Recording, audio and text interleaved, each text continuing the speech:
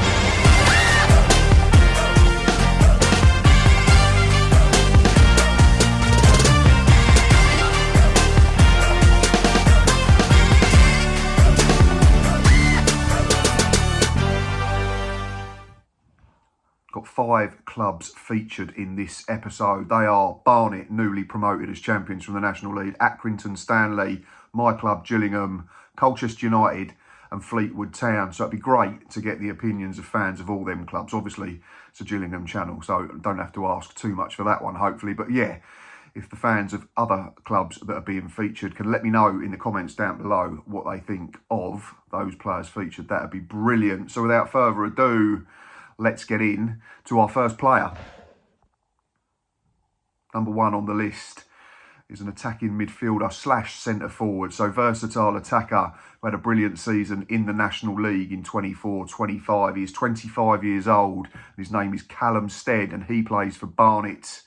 He's done all his work in his career so far in the National League and the National League North over the last few seasons. Before joining the Bees, he played for Brackley and Kettering Town. If you look at his numbers from 2021 to 2023, National League North, he played 68 times and contributed 19 goals, but not 1 assist. He averaged 80 minutes per game and 285 minutes per goal. Then if you look over the last couple of years, so 2023 to 2025 in the National League itself, 79 appearances, 33 goals and 8 assists. 69 minutes per game, so that drops slightly. But yeah, 165 minutes per goal, so that comes down considerably, which is a really, really good rate to be going along at. All the key numbers in that second lot have gone up, haven't they, apart from the minutes per game. Appearances, goals, assists. Looks like he's become more of a rounded threat. Looked at videos of him on the internet. Yeah, he's tenacious. He's hard working, looks very intelligent the way he plays the games. Happy to do the dirty side of the game in terms of off the ball work. He's always on the move. That was a thing that I really picked up on. So that's one thing that will make him difficult to play against. He also plays with his head up. He's always aware of his surroundings. Almost like he's got a picture of the next phase of play in his head before it actually happens. So yeah, that's going to make him tricky to play against. And if he can step up again into League Two and repeat them numbers over the last few years, then he's going to be a good player for Barnet in League Two. And if you look at his numbers from last season in particular, 24-25, 43 games played, 19 goals, 4 assists, averaged 85 minutes per game, 193 minutes per goal, and a 21% conversion rate. So that's 1 in 5. So that's not too shabby at all. 47 shots on target. And yeah, them creative numbers that we mentioned that went up between the years 2023 and 2025 compared to 2021 to 2023. 80% pass ratio last season. And again, back to that point about work out of possession, 168 ball recoveries. And he had a 68% dribble ratio. So yeah, one I'm really intrigued to keep an eye on to see if he can step up. So my first pick in 5 to watch is Callum Steed of Barnet. Second in focus is a player that Gills came up against twice last season. He was plucked from non-league Southport in the summer of 2024 by his current club, Accrington Stanley. And we know that's how they operate. They've been brilliantly successful over the last few seasons. I know they're back in League 2 now, but they was in League 1 for a period, massively punching above their weight. So that's testament to everybody at that football club, because they've probably got one of the smallest budgets in the lower leagues. Yeah, Tyler Walton, 26 years old. That's the player I'm talking about. Again, predominantly played as a centre forward last season. But if you look at his time in non-league North before he arrived in the Football League, he played 151 times. He only scored 12 goals. There was no assists in that period of time. 74 minutes per game on average. And his minutes per goal ratio was 929, which is 1 every 10 games. So you'd look at that as an outsider and you'd think, why is a team in League 2 taking a chance? So that's testament to Stanley's scouting network and the fact that they've identified this young man and said, right, you can jump up a couple of levels and you can be successful. And the proof's in the pudding. That's the old saying, isn't it? League 2 in 24-25. He played 41 times, including 30 starts in League 2. He contributed 6 goals and 7 assists. Played 63 minutes per game, so I understand why that's dropped. He's adjusting to life in the Football League. But yeah, that minutes per goal ratio dropped to 429. So you're looking at 1 in every 5 now. So it's halved, which is really, really good. And if you look at it in terms of minutes per contribution, 183. So basically 1 in 2. So that's really impressive. He had 21 shots on target, made 33 key passes, had a 33% dribble ratio, and he made 90 ball recoveries. He's another player that's not afraid to do the work out of possession. I think he's adapted to League 2 really well. What I've seen of him in live games against the Gills, looking at highlights on the internet and on the telly, he's developed his game. Like I say, he's added goals, he's added assists. He's basically got 50% of the goals that he had scored in 4 seasons or 5 seasons in 1 campaign. So that shows the improvement that he's made at a rapid rate. He's technically very good. He likes to play forward. He may at times give the ball away, but he wants to keep things moving. He wants to try and make things happen, and I think that's a great trait to have. Can he kick on again in 25-26? That remains to be seen, but that's why I picked him as my second choice in my 5 to watch. Tyler Walton of Accrington Stanley. Third on my list is a player that's going to be very familiar to people who watch the channel regularly, and that is because he plays for my club, Gillingham. Can play either side. Joined in the summer of 2024 off the back of a really, really promising campaign with Crewe Alexandra. He helped them get to Wembley. Was probably their best player when they lost in the playoff final to Crawley Town. He's had experience in the Championship, but unfortunately his first season in Kent was hugely blighted by injuries. Had a torn hamstring end of August, and we barely saw him till the winter. But yeah, I'm talking about 24-year-old winger Aaron Rowe. Can play both sides. He had 10 contributions at Gresty Road in 47 appearances in 23-24. And like I say, he was probably the best player for me at Wembley in a game where they didn't perform to their best. And he played as an attacking midfielder in that game, if I recall. He averaged 57 minutes per game that season. If you look at last season, like I say, it was very stop-start. He played 16 times. There was only 1 goal and 3 assists. Averaged 48 minutes per game. But it was a goal contribution every 191 minutes, which is 21 over a 46-game campaign if you can keep him fit. And I think there's going to be no issues with injuries this season. He was fit at the back end of the campaign and he played a lot. 73% pass ratio is really, really impressive. 8 key passes in them 16 games, 28% dribble ratio, 46 ball recoveries and 126 tackles in the limited game time that he did get. So I like Aaron. I think he's got everything that you want in a player at this level. He's quick, he's direct, he's tricky. He wants to play forward, he wants to be brave. But yeah, he's happy to work without the ball. Like I've said, looking at them numbers in terms of ball recoveries and tackles, he'll protect his fullback or his wing-back depending on how we play him. Because at the start of last season, he played as a winger under Mark Bonner in a 4-2-3-1. At the end of the campaign, when he featured heavily under Gareth Ainsworth, we were playing a back three. So he was either playing as a 10 or he was playing as a sort of tucked in winger or or a wide 10, depending on how you look at it, because we played 3-4-1-2 or 3-4-2-1 under Gareth. Started 5 of the last 9 games, like I say, under Ainsworth. 50% of his season starts, that was, under Gareth. Provided a goal and 2 assists in his final 6 outings as well. Scored that absolute worldie against Port Vale on the final day as we won 1-0. And he set up goals for Joe Bode at home to Swindon with a really clever piece of play and a decent through ball. And then Elliot Nevitt at Chesterfield in that 1-1 draw, didn't we? Like I say, he's quick, he's direct, he's versatile, he gets us up the pitch. I think a big 25-26 is in store. So my third pick in our 5 to watch is Aaron Rowe of Gillingham.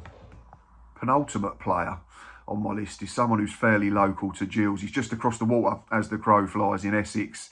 And he stood out in both fixtures against us last season. I remember watching the Boxing Day game through my hands because we were terrible, let's be honest, in that game. We lost 2-0, but this man was really, really good. He caused us a problem all game. And then in the return fixture at Priestfield at the back end of the campaign, which we drew 1-1 and should have won, we absolutely bashed Colchester United that night. He was the one that chased down a lost cause, didn't give up on a ball that ended up setting up Colchester's opener for Jack Payne. There was a huge debate whether the ball went out of play, but I liked the tenacious attitude of the player to not give it up. I'm talking about Aurora Edwards, 24-year-old winger for Col U, like I say. 11 goal contributions last season, represented something of a breakthrough campaign, having only accrued 13 in the 3 seasons previous to that. So that's a big jump up in terms of the important numbers. Yeah, if you look at 2021 to 2024, he played 73 times, 8 goals and 5 assists, and played 49 minutes per game, and averaged 447 minutes per goal, or 275 minutes per goal contribution. And then, yeah, basically hit the same amount of numbers, give or take, in one campaign. So if you look in 24, 25, 37 appearances, 7 goals for himself. So that was just 1 less than in that 3-year period. And 4 assists, which was 1 less in that same period that we've already talked about. Averaged 68 minutes per game, so he was getting more time on the pitch, more abilities then to be able to influence football matches. In terms of his goal ratio, it came down to 357 minutes, and the minutes per contribution dropped by 50 to 227 as well. Attempted 41 shots throughout the campaign, had a 75% pass ratio, which stayed at 67% in the opposition half, which is really, really impressive. So completing 2 out of 3 in areas which are going to impact the football match. 37 key passes, which is 1 a game, 139 ball recoveries. I keep going on about this. You want players that are willing to work hard out of possession. 41% dribble success ratio, and he won 33 free kicks and completed 45 tackles as well. So he does the attacking side, he does the defensive side, I think. And he's only going to get better with age as long as his attitude remains spot on. He's quick, he's direct, he's tricky, he's hard working. 4 contributions in the last 8 games of the season as he tried to help his club into the playoffs, but ultimately they fell just short. Yeah, that was 2 goals and 2 assists before his season unfortunately was cut short, got a silly red card against Doncaster, I think it was, so missed the final games of the season. But aside from that, it was a really, really good campaign. So yeah, 4th on my list in my 5 to watch is Colchester United's Aurora Edwards. Last but not least in my list is a player that I've actually kept an eye on myself in terms of potential targets for Gillingham over the last few years. And he's gone from non-league to League 2, up to League 1, and he's going back to League 2 now. He's 29 years old. He's a centre-back by trade, but can play at right-back, I think, which gives good versatility. Certainly paid his dues in non-league, in National League North and the National League. Played 3 seasons with Altrincham, got promoted with them in 2019-20, the COVID season, which earned him a move into the Football League with Rochdale. I'm talking about 29-year-old Toby Malarkey, who's just joined Fleetwood Town. Unfortunately, he couldn't help keep Dale in the Football League that season. But what people saw of him earned him a move to Grimsby, so he stayed in the Football League at least as an individual. And after a year in the North, he then moved up to League One with Crawley Town last season. If you look at his time in National League circles, both in the North Division and the main division itself, he played 122 times, contributed 9 goals, which is decent for a defender, no assists, which is pretty par for a centre-back, I think. 25 clean sheets in that time, averaged 79 minutes per game, so he doesn't miss a lot of football. It's a clean sheet just under every 5 games, so you're looking at about 9 or 10 in a season, which is probably par for the course, given that he stepped into, he was playing in non-league. I think games are more open by rule in that league. That's no bad thing for entertainment values, of course. And then he stepped up and has played 97 times in League Two and League One over the last couple of years. 3 goals and 5 assists in that time. He's kept 17 clean sheets. So you're looking at around 1 in 5.5. So again, 9 or 10 clean sheets. But obviously the data is slightly skewed because he played in a very poor Rochdale team for half a season. I mean that with the utmost respect to Rochdale. They were struggling before he came in. And he's then played for Crawley Town, who were always going to be bottom end of League One. And so it proved, because they got relegated, sadly, for them. But he averaged 85 minutes per game again, so he plays a lot of football. Like I say, can play centre-back, can play right-back. I'm interested to see if he can help the Cod Army's defensive record. They conceded 60 times last season. I think he could potentially complement the likes of Brendan Wirradoo if he stays at the football club. I'm hoping that he's not going to be a replacement for Fleetwood's point of view. And the returning Zek Medley, who I think had been playing really well for Fleetwood. I know he suffered that horrible Achilles injury in a game that we were at against the Gills last season. But if you get them as a back three, sort of Wirradoo in the middle, Malarkey and Medley either side, I think you've got a really good back line there. You've got Medley, who's left-footed and adds balance. You've got Wirradoo, who can step out and play. You've got Malarkey, who would add the sort of defensive steel and know-how as well. Strong in the air, 65% aerial duels won since the start of 22-23.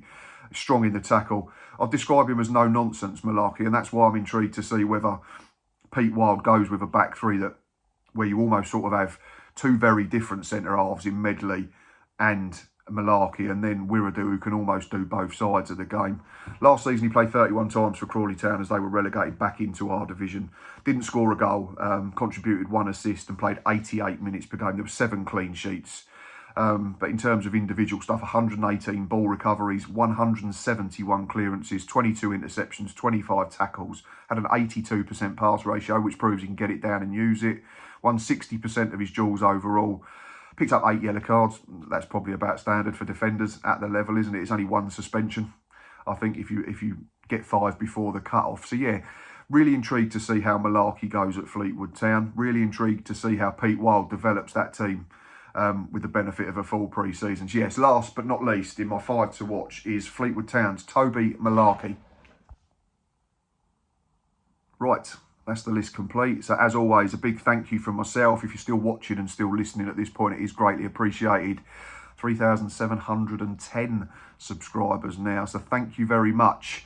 Please keep liking these videos. It's great for me in terms of getting the word out there about the channel. And that's what I'm trying to do in terms of more general League Two content. If you could hit that subscribe button, it is completely free. Then thank you very much. I want more people watching the channel, not just Gills fans. All your comments, all your likes, your shares, your disagreements, your agreements are greatly appreciated, as I say every time. That's this one done now, 5 to watch. And then we've got 5 youngsters to shine and 5 dark horses for top scorer to come over the next few days. So please keep an eye out for them. Once you've hit that subscribe button, if you just click the bell, you'll get notifications and won't miss an episode. Yes, we're back with them shortly, but I hope everyone's enjoyed this episode. I hope all the dads out there have had a really good Father's Day. And we think about those fathers that can't see their kids, or those dads that are no longer with us. So yeah, hope you've all had a good day. We'll be back shortly with some more League Two content as we ramp it up towards the start of the new campaign. But as always, once again, thanks for watching, and up the Gills.